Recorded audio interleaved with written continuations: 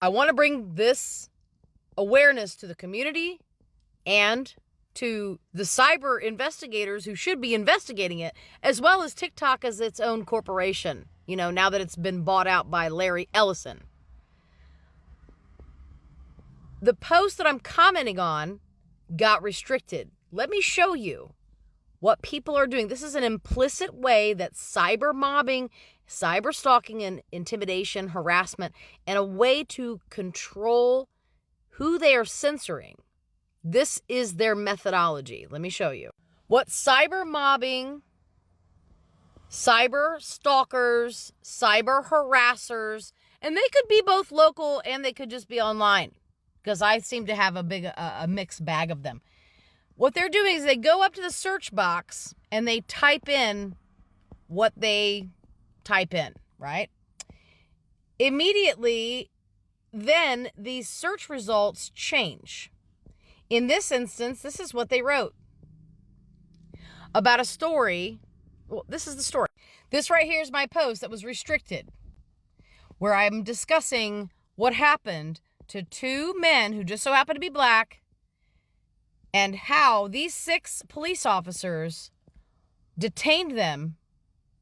And then, well, at this point, I'm going to put a content, trigger warning, because they did things to them against their consent with objects.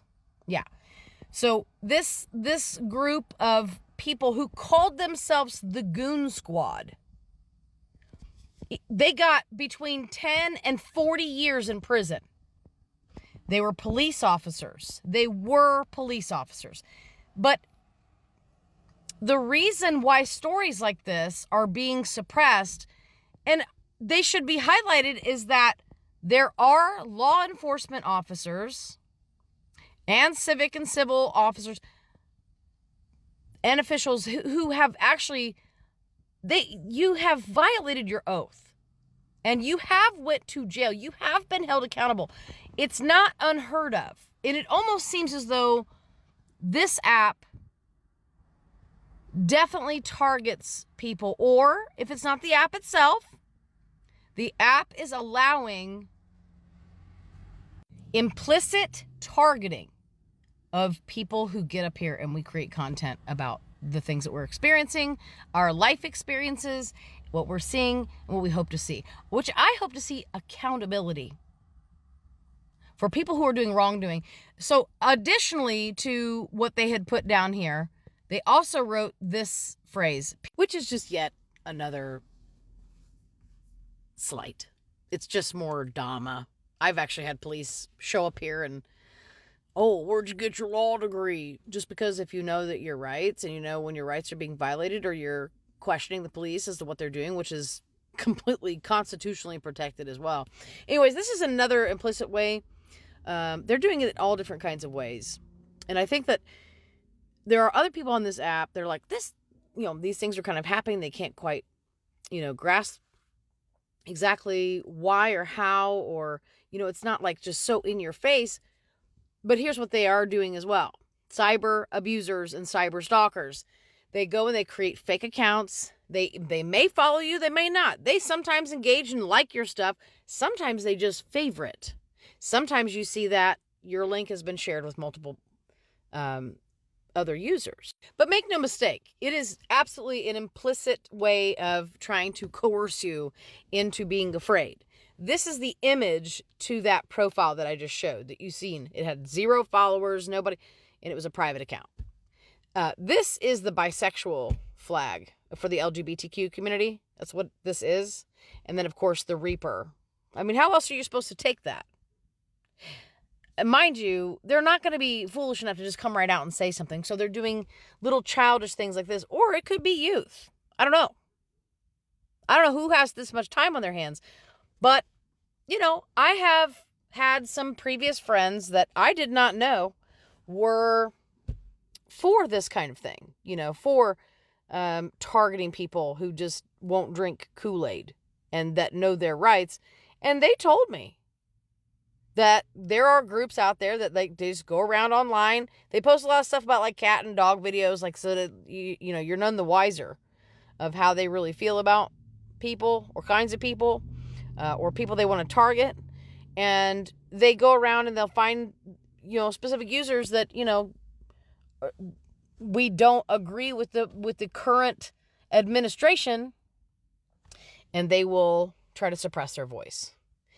This is exactly what is happening to me. And then TikTok itself is delaying removing these fraudulent restrictions. Like almost everything I have to post, I have to work 10 times harder at this, and they know it. I've had my live shut down. Like, this is ridiculous. And this is a drop in the bucket. Things like this just happened just moments ago. That's the only reason I'm using it as an example, because it'll just continuously, perpetually happen. Because TikTok's not doing anything to clean up these, like, false, fake users. Or there's like 1 million Elon Musk accounts, for instance. Bunch of people that aren't even alive anymore. Fake accounts. Like, we just saw the Ruby Bridges account, the one that wasn't even real. Didn't we? And then the outcome of that.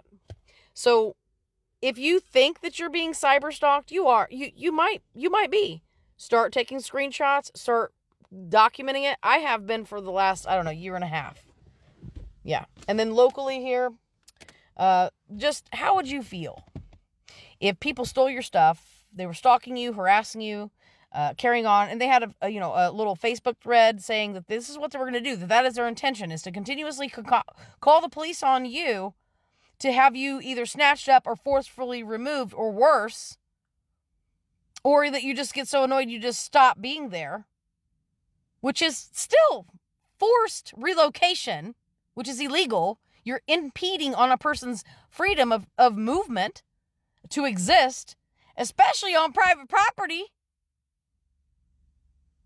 How would you feel if after all of these reports, right, theft, harassment, when they try to drive over me with their truck, and stalking, pew-pew fired, harassment, theft, vandalism, how would you feel if you had all of these reports? There's a stack of them. I don't want to show them too much because it has a little QR code, and then that'll get me restricted too. TikTok is really good about trying to pick up any little thing that it can to silence my voice.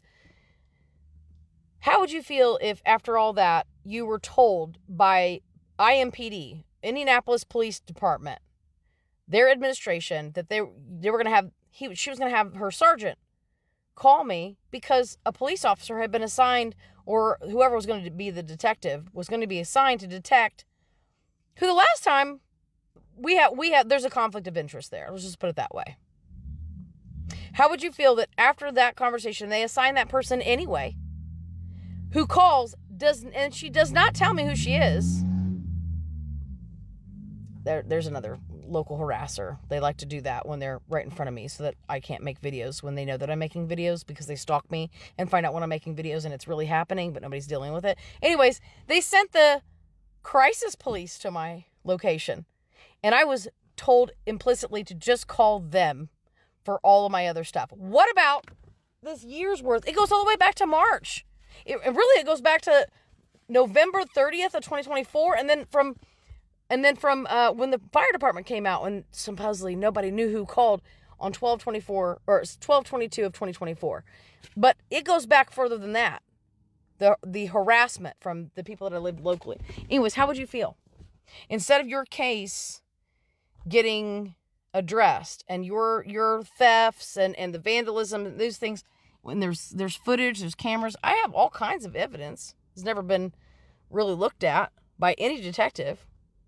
Instead, they tell you that they sent out like the mental health police on me to investigate me. You guys have already investigated me 1 million times. But how would you feel? How else would you feel? Anyways, this is what they're doing. This is what they're doing. This is how they're outfitting and misusing TikTok to create, coercion and censorship and stomping on the voices of people that they just don't like. TikTok needs to address this matter because external users should not be able to reprogram a creator's content and what it's related to.